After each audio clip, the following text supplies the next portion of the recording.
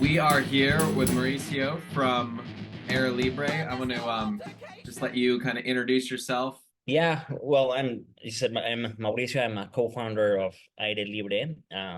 I'll probably jump into the details of Aire Libre later. Uh, Me, if I can define myself more lately, I can say that I'm a very curious person, and curiosity has always probably driven my agenda. And at one point in my life, like 20 years ago, I found that through movement, and through running, but more specifically, I could, satisfy a lot of this curiosity that was in me. I had the really good fortune to study abroad and live in many places, around the world. It was really quick and intense and deep. Yeah, the relationship I built of discovering new places that I was living in, using running, as a tool to do it, and to satisfy that curiosity of discovering, places, of seeing if I could, go from one place to the other, and whatnot. No, I guess, yeah, all of this has been informed and, and built in parallel to my I studied marketing, so I have like a marketing background, with a lot of focus on both like digital marketing, but at the same time a lot of like creativity and storytelling. I was born in Mexico City. No, I born and raised there. I think one of the early key factors that defined a lot of my future was that I studied in a German school in Mexico City since kindergarten. I was immersed since, very young into this completely new, culture, because I don't have like I mean, if you do trace back, you do find some German lineage in my like family, but not that wasn't really it, no. So I studied there, grew up in Mexico City, and then after, after high school, no, I went off studying abroad and running and discovering the world, through running, and just building this really deep relationship with running, knowing what it brought to my life, and eventually Aire Libre happened. That's what I have been doing for the past 8 years. Huh? Nice. All right. Yeah, that's great. Thank you for all the details. That's great. You're well read, well traveled, well explored, all that good stuff. So in all of your travels, all of this, kind of like exploring the world through running and movement as sort of a form of therapy. Do you have a personal mantra that you live your life by? Yeah, one that I try to both live on a daily basis and also share, and it's one of the biggest reasons of the why of Aire Libre. It's the following. Like, for me, I mean, life as I understand it, and as we experience it right now, I believe there's just one. No, this is it. When it's over, no, there's other realms that probably, we don't even, we don't understand. Yeah. We can, fantasize and create religions and create, but we don't know. No? Hmm. What we do know is is, what this is, Yeah. and it's going to end. No?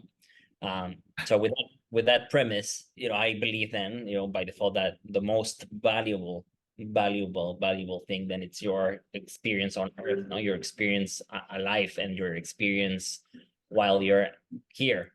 And so I have, from this philosophy, always tried to do things in everything in my life. Try to do it with an approach where I can maximize my life experiences, no? Mm. And when I say maximize my life experiences, I mostly think it's like, and this is of course, different to for all individuals, but for me and for a lot of the community that I'm surrounded with, um, it's about, I feel the best, no, and I feel the most alive and the most connected and the most joyful and the most present, when I'm running in nature, no, when I'm running Yeah. without no proper sense of objective, but just like going out, having fun, exploring, discovering, with people, sharing. And just going back to doing the most basic thing, and like, yeah, doing the most basic and elemental things that, makes us humans. And when I do that, that is when I personally believe that I am squeezing the most amount of juice of my life experience, no? Yeah. And so that's what I sort of try to pursue, and then at the same time share with the most amount of people I can, no? Because I mean, while it's definitely, super important and awesome to do it yourself, I just think that when you get to do it with someone, or you get, maybe not do it at the same time with someone, but at least create the conditions so that someone else can do it, Hmm. then it's also that's super powerful and enriching, because sharing sharing an experience, um, is probably as important as living it on your own, no? Yeah. So yeah, Yeah. this rant here is probably, you say that my life, uh if there's like some sort of mantra that I try to guide my life, it's comes to that, no? In the end, life is the individual sum of all single experiences, no? So Right. I try to take every experiences one by one, and Hmm. make the most of it, so that when my life comes to an end, which can be today, tomorrow, or in a month, or whatever, hopefully the total sum of the experiences is going to be huge, no? And not Yeah. Yeah. and not not not nothing. Yeah, I feel like that's such a something that we don't grapple with enough this day and age is the sort of if it ends now, what did I do almost, right? Like to simplify it a little bit. Yeah. And I don't know, I find myself maybe it's a midlife crisis, but I think it's also like coming to terms with mortality and age and all that. But I'm like wondering sort of like what the stamp on the world's going to look like and what I did to better the place while I was here or connect with it as much as possible. And I think that's why it's so important for Aire Libre, like in these types of experiences that you guys offer. And what initially drew me to the company and kind of just like getting it in my radar was no, that idea of exploration, that constant curiosity. I just got off a call with Gordon Clark last week and talking a little bit about sort of like Yeah, his seeker attitude and his kind of like hacking life to become more childlike, I think is how he put it, which I just dug. Like there's that like you never stop exploring and then one day you're jaded and old and you're like, oh, I'm just tired, my knee hurts. Like you get into that kind of that mindset. But that said, I think you hit on something really good, like about sort of like squeezing everything there is out of life while we're here because we only get one go at this. That sort of correlation, I'd love to get kind of your personal take on the correlation between happiness and physical activity and like a little bit of the why. Like why do you think a body in motion or this like curiosity seeking body is inherently potentially a happier one? yeah. It's a really good question, no? And sometimes, and I'm no chemist, I'm no scientist, and well, I can't come with We saying can pause it. We can what pause what it. results are generated, but there are for that there's plenty of great podcasts that can tell you about everything that happens Sure. chemicals when you move so that you're happy, no? But Mhm. I mean, that's like this pretty specific, no? But if you think about, our our species and how we came to this world, and how we and the history of our evolution, I see it this way, no? Like our existence as modern humans, no, as a modern society. So to put it into maybe in other words, like us in cities, even like closing more of the gap, like now living in walled places with AC and internet. Mhm. um, while, of course, it might seem that it's been a long time that we've been like this. In the great scheme of things, if you really plot out our existence on as a species on this earth, that's just a speck in a timeline Sure. of evolution, no? When I think of it, and I try to like dismantle it that way, there's thousands of years where all of this nothing none of this existed, and we were primal, and we did, you know, connecting it to what I said before, we did very basic and elemental things, you know, like we hunted, or we growed our food, but we did it actively. We you know, we shared, with a small tribe, we share a space, and we did rituals around fires. We, you know, we were nomads, and we had to move from one place to the other. That the time span from that to this point, you know, it's enormous. It seems that our mind, our bodies, over that long time span, like the evolution of it was pretty slow. No, Yeah. I mean, the change, probably the way, you know, how you see today, like, hey, in the future, because we were going to be using our, you know, cell phones a lot, we're gonna have like different hands, no? For that to happen, you know, it's probably thousands of years, no? Right. And those thousands of years have already happened, but at a stage where us as humans, we didn't have all of this modernity. Now, no, in this moment, we in the, you know, in a very short period of time, very short period of time, if you compare it to our existence as a species, we have developed a shit ton of things, you know, that have come through, you know, the scientific revolution and the industrial revolution, and then in only 500 years, you know, everything that we know, we believe that it has its sort of reality and has always been there and around, it's only happened in that time. Yeah.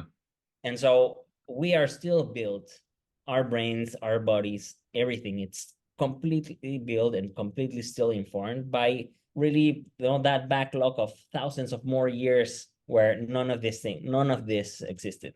Mm-hmm. So now we're here. We've created this new sort of way of living, and of storytelling, and saying of what we are, what we need. But we're not adapted to this. We're not adapted to working, you know, working from 8 to 5 to 6 on a Yeah. daily basis, sitting, you know, on a desktop, working on a computer, and for the sake of just making money to buy things that, you know, um that never really, you know, didn't exist before, but now Yeah. we're sold on this. We're now in this, you know, new story, living this new story that was just created, but we're not it, no? Yeah. um so all of this to say that I believe that when we run, and even more so when we run in, like, in nature, and when we do movement, Mm-hmm. is just tapping to that other part, and to the part that was shaped for all of these other, Yeah. and that's what we sort of connect back to, like, our primal selves and who we Yeah. are, and yeah, who we are. And that's when I believe, like, we feel that odd strange connection, and presence, and it feels good to be out in nature. It feels good to, because that's our true home, and that's our true selves, and our true selves is not, you know, the illusion of all of the illusions that we've created, no.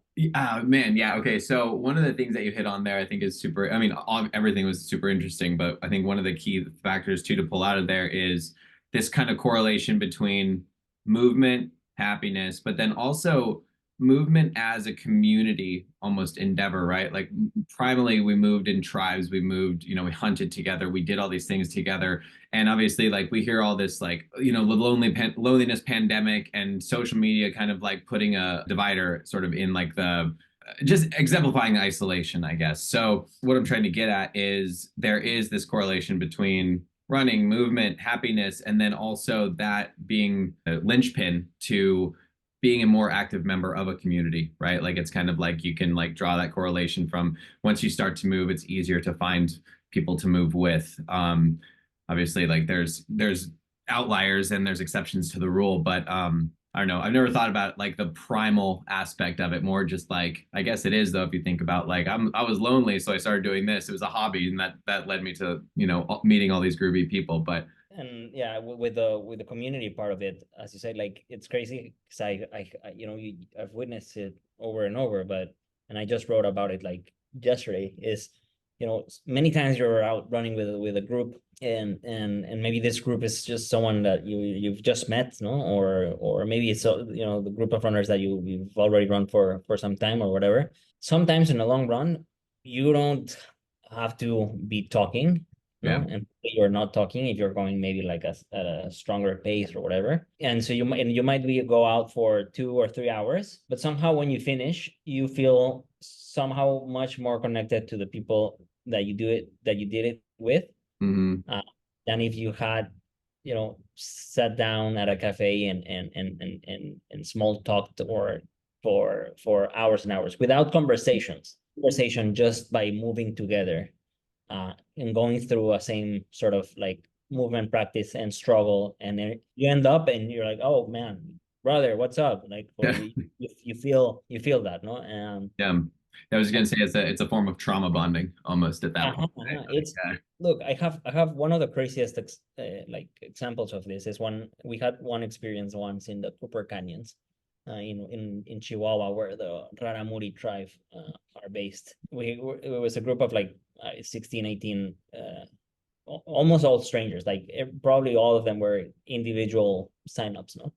Uh, and there was like day two, we were in the night having dinner, and then the driver that we had hired to get us around like comes to me and says like, so maybe you can clarify because no one has, I'm kind of lost here. So tell me again, like how do you all know each other? Like when you picked us up at the airport, just then, no? Like it's been, a day and yeah, like maybe 36 hours. And then he was witnessing that, in this long table, in this dinner table, just this communion, this crazy communion, that you probably just would witness, or you could only replicate if it was your long life, best friends that you somehow kept on a relationship with, um, and he was like, he just could not believe it. He's like, man, like I've been a driver in the tourism industry for 30 years, and never have I had a group where there's this level of bonding, yeah. and again, this is like strangers that the only thing that they had done from their arrival to that point had gone on maybe two like amazing runs in nature, and suddenly it was a pack. It was, That's such a good, it's some spiritual connection kind of, and that's kind of like the whole vibe. Like I look at the Aire Libre site and kind of absorb the content there and what you guys are putting out and hear the stories from Gordon and others in the industry that have either experienced it or wanted to. And there is that sort of like ethereal kind of like feeling and inherent inclusivity, but also want to get out there and explore that comes through with the site, which kind of leads me into like the next little bit here. But I can read a lot of the press and see that you guys have done a lot of interviews, so I don't want to sort of go over things that have already been talked about, but I would love to know a little bit more from your opinion on the need in the marketplace that you see Aire Libre filling, and kind of get a little snapshot into sort of what's next and what's the longevity of a project like this. And then I want to get into some doom and gloom stuff. yeah. Yeah, that's a good question, and it comes at a good moment because we're questioning a lot of our role in our future at the moment, no? I have, yeah, probably since we started up until now, if I sort of see that the running space is, I mean, you have huge amount of races out there, no? There's of course from the very traditional 5 to 10Ks, to all of the marathons that exist. Hmm.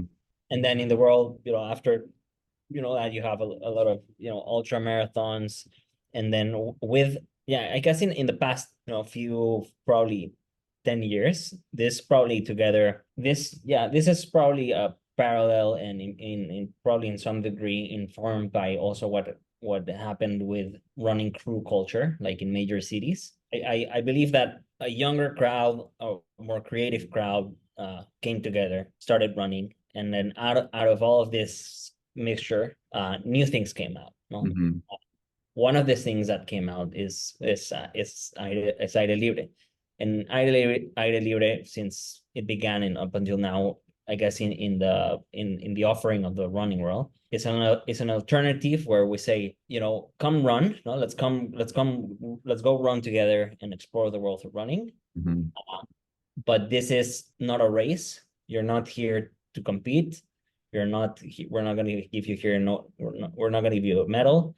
We actually don't even know, how much distance we're going to run. Yeah. Uh, and we're going to run and at in the same experience, you're going to be able, we're going to design it in a way that technically and mentally that you can have a super strong runner such as Gordon Clark, Yeah. and you can have someone that is just beginning in the sport and have those experience be even enriched by those experience being present. No, Yeah.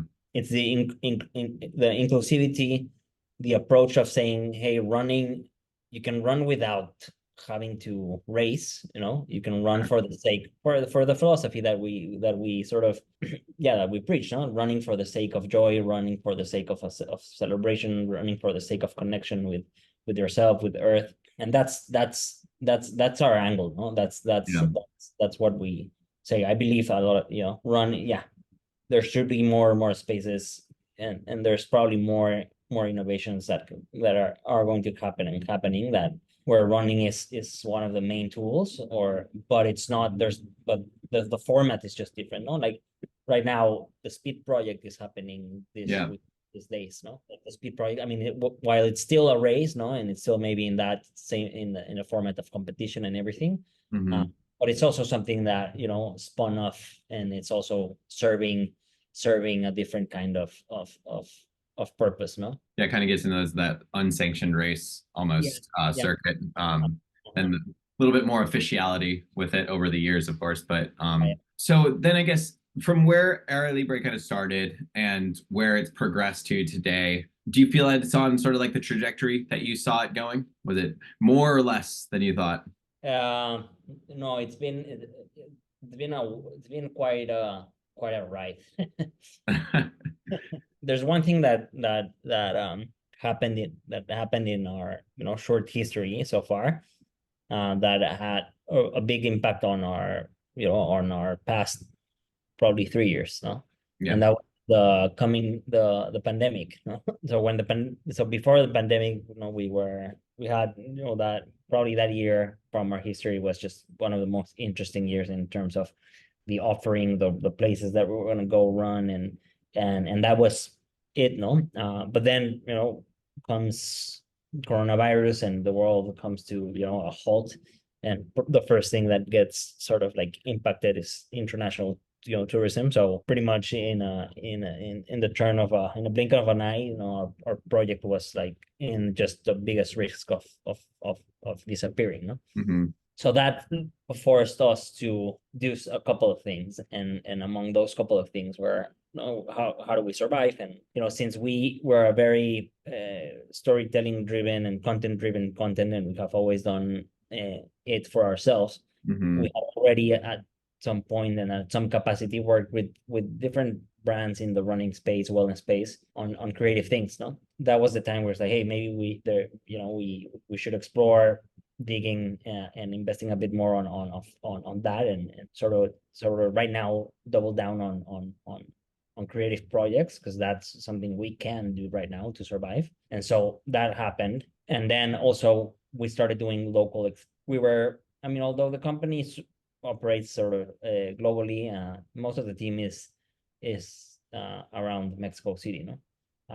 So what we could do at some point in the pandemic was offer local things, no. You could not travel abroad, but you Sure. could to some degree go to your local trails, no, or go to your local. There's a couple of things that the context led us to do, which has informed the past 3 years of Aire Libre. At some point, traveling came back, and then we sort of resumed our sort of our beginnings. But today, or looking in retrospect, is a lot of the creative projects and a lot of the things that we started to survive. Fortunately, in that period, where worked out even very well, no, and it surprised us and worked out even more, much more than we expected. Hmm. But to the point where now we said, oh, maybe we're doing a lot of things. Yeah, uh yeah, and our core, which now it's like, well, it's been now like activated and like back in activity. Yeah, we haven't been able to focus completely on it. mhm.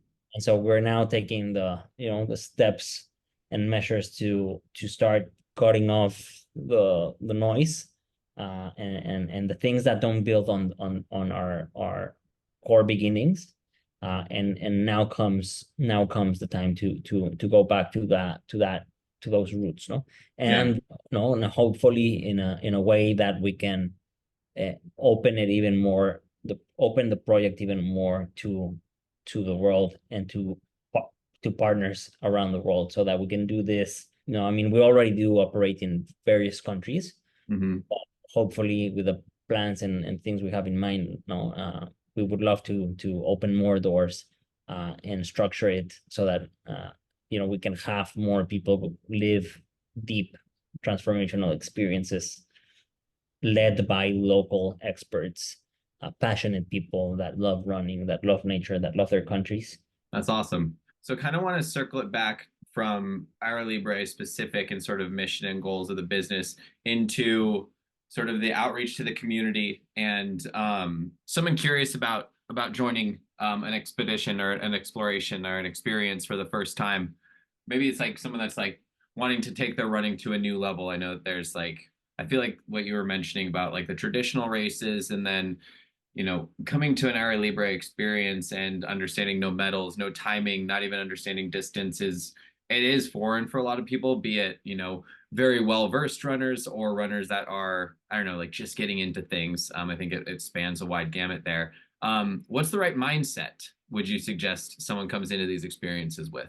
Yeah, I feel a good mindset to approach these experiences is with an open mind. uh with like no expectations, and let yourself be surprised. I think it our experiences it helps if you come in with also like a curious mind, and with a willingness to and open to receive just information, no, and open to the experience, no, whatever that is, whatever it comes, no. Sure. Because we have experiences all over, no, but there are some experiences when we try to always integrate a lot of also spiritual and like ancient sort of rituals, knowledge, traditions into into what we do.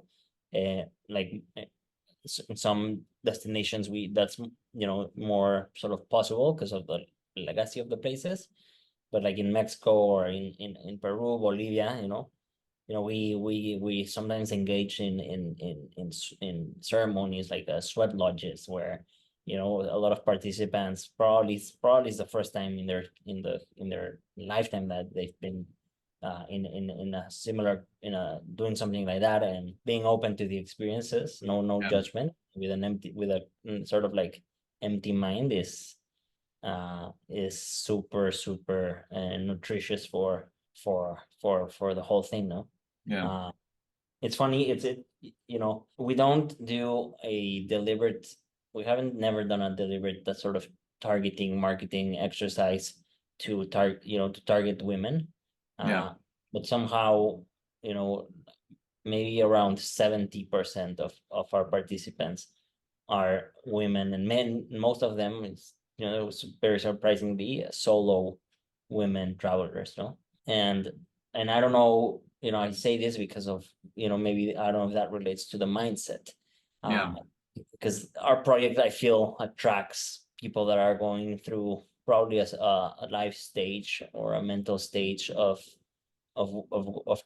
exploration, no? Of inner exploration. Yeah. Uh, and I think, well, my assumption, no, and also maybe backed up by this data and what we do is, women, I think in general are more open to go deep within, no, and I think that's and I mean, this is, you know, makes sense if you think of how the recent story of how, you know, genders were shaped and what the stories were told. But yeah, I think, you know, many men probably, you know, are we think getting in touch and going in is not, you know, something you don't do, you know, and Right. that's, you know, that's changing, of course. And It makes me happy and sad at the same time to think that we have to get to a point in our lives where I mean, I guess it's natural though. Like I'm trying to think out loud here. Like it's usually at a transitional part in life, maybe, or like a moment of like wanting to get more exploration in that you seek out these experiences, which, you know, kind of counteracts what we were talking about at the beginning of like this childlike curiosity and kind of always wondering and then getting swamped by the day-to-day world and the digital, you know, revolution and all that.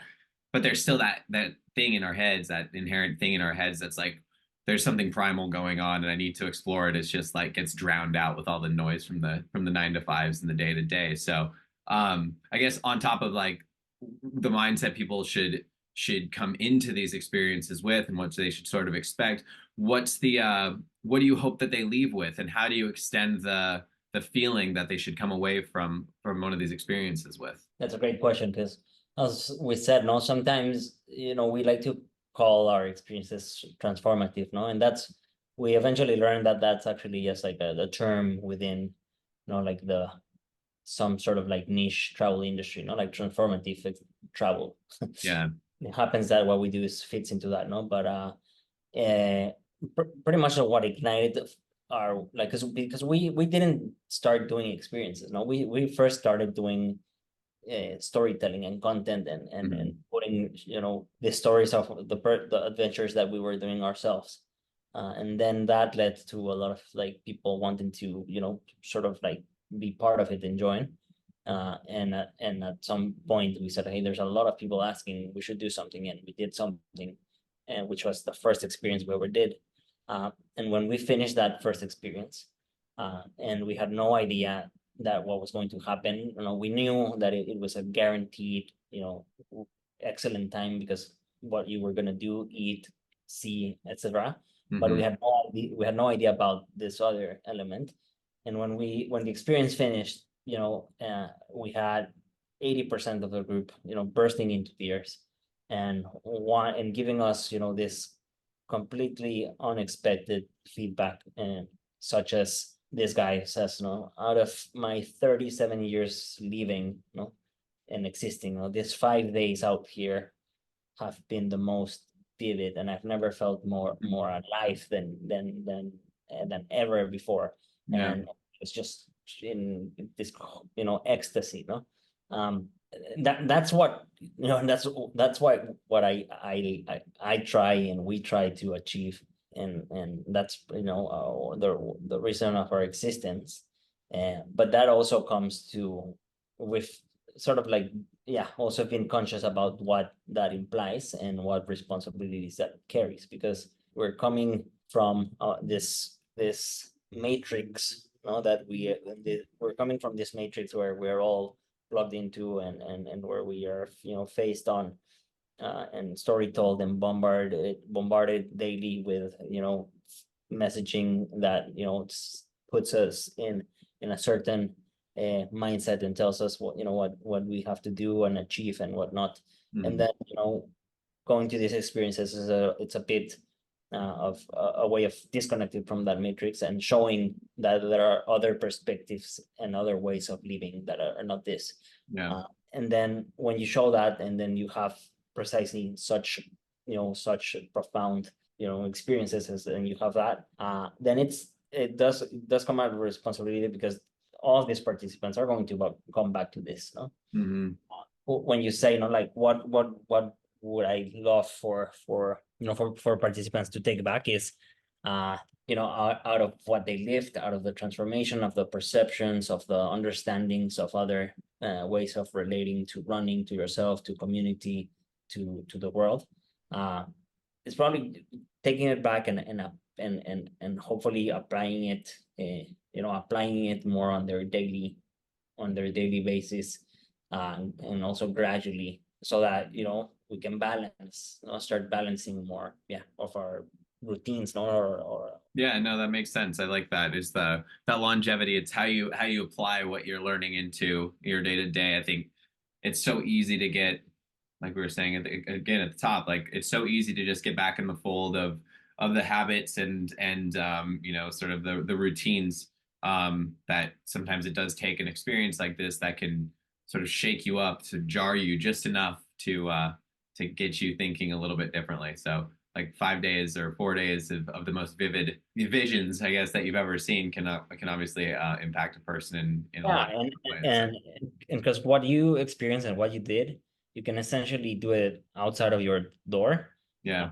apply the same method, like sort of like the same methodology, and it will give you the same kick. No, it will give yeah, you the same peacefulness, the same creativity. No, when instead of, if you always did, on the clock, your Tuesday 10K from your door to this park, and uh that next time, you go out, and instead of making that left, you leave the watch in the house, and you make a right and see where it takes you. yeah. And and then you come and, holy shit, no, I didn't know that there was this thing on this other side of the street. I love that. Yeah, I run the same route every single day, and I get a lot of shit for it from everyone that looks at my Strava. But it's just like there's also like there's a comfort in it too, right? Like I know Yeah, that I'm going to go do this. I know it's this many miles, and especially during like a training season. But again, that like is inherently part of this sort of like routine and part of this like you know, kind of like dependency on technology to make sure I'm like hitting my strides or whatever it might be. So yeah, um sort of control, no? yeah, exactly. So I kind of want to end with this. Well, let's just go with it. Are we doomed as a society? Like, do you think that we're just gonna, like you're saying, like the last 500 years are just starting to take hold? So what do you think the next 500 years holds for us? Well, look, like, I'm not concerned about our species, no. Hmm. I'm more probably concerned about the other species, and planet, and the whole, and the whole. I don't like, if we humans, no, disappear, well, that's going to be definitely very sad, no. But I hopefully, the world can, keep on thriving without us, no. And keep on.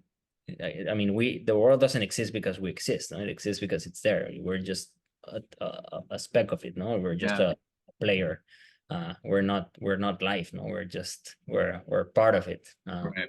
So, I feel that when I've thought, and when you ask this question, is like, because, yeah, of course, naturally, the life revolves around around our lives. So that's how we think it, no, because that's how we experience it. But life it's not it's much more. So if we're doomed or not, maybe, like, I believe that, with the turn of events and how things are going, uh yeah, that we're definitely, as a species, going to go through probably some really shitty, and bad and tough situations that are going to have definitely an impact on where we live, how we live, in the next 500 years. No, probably we'll have to, there's going to be radical changes, but I don't probably we're not going to be we're not going to disappear as a species, but we're Yeah. going to prevail, and we're going to have to be, probably relate, and live in a very different conditions than as we do now. uh but we'll be around, no. And that's okay. What I am more, yeah, as I said, like, more concerned or worried about is that, hopefully, not us, but more like that the world can thrive, in other species, and nature, and everything that makes up life can thrive. And if it's without us, then, maybe even better. Yeah. Yeah. So in your own opinion, what's sort of the perfect world look like? It's a world there's where where there's a perfect communion, and where, in this perfect communion, sort of looks in a way, in a certain way, where whatever is that we do, it regenerates, gives more life than what it takes, no. That we contribute, and there's this term like that everything that we do is life affirming, no, Mhm. and it is not life taking. Right, sure. And so a perfect world would be in this utopia where we live, and we can, and we have this relationship with us as species, with the world, with all of other species that make part of the web of life, and we can enrich and enhance and give more than we take, and just there's abundance, and because of that, there's abundance, no. Yeah. I mean, sometimes I think if it's how what would it be if we had, if we were able to take the really good things that maybe modernity has brought, the few selected things that modernity has brought, if we were able to take that back into when we were, when we were cave people, or Right. when we were clans, and we had that communion, and Hmm.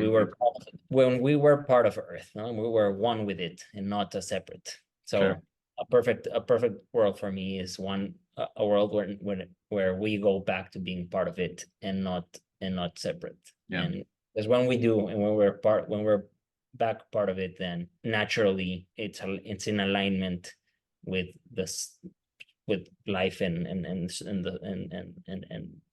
the cycles and circles of life, no. Yeah. So Yeah, no, I want to leave it there because I think that's like such a good cap on this. And I just truly hope that, I don't know, if anyone's listening and all that, what you take away from this is the fact that like there are the experiences out there. There are tools and modalities and opportunities to find this reconnection, to get back to sort of who you are as a person and who you are as a contributing member of a community, of the world at large, of the earth itself.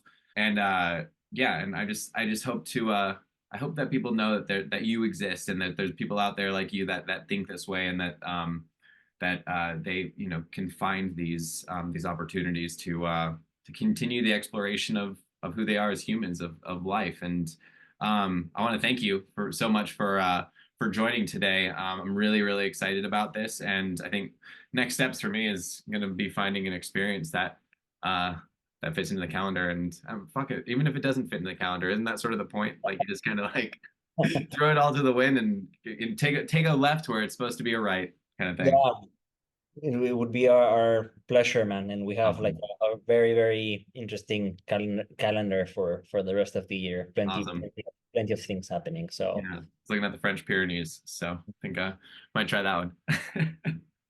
Awesome. Well, thank you so much. And yeah, I just I'm so excited to help spread the word. thank you, brother. All right, dude. Have a great rest of your day. Yeah. All right. Bye. Later.